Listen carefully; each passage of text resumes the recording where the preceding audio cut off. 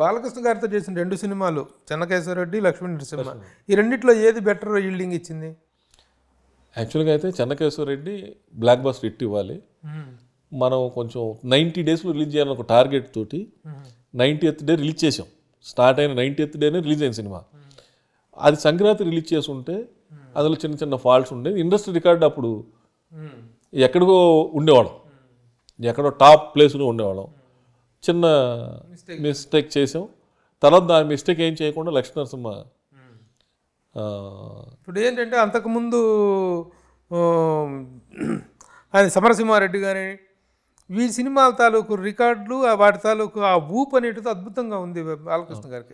కరెక్ట్గా సంక్రాంతికి వచ్చినట్లయితే సీజనల్ అడ్వాంటేజ్ విపరీతంగా ఉంది. సీజన్ అని కాదు, కథలు కూడా చిన్న చిన్న ప్రాబ్లమ్స్ మార్పులు చేసుకొని మనం ఏం తప్పు చేసామని రెక్టిఫై చేసేసుకున్నాం.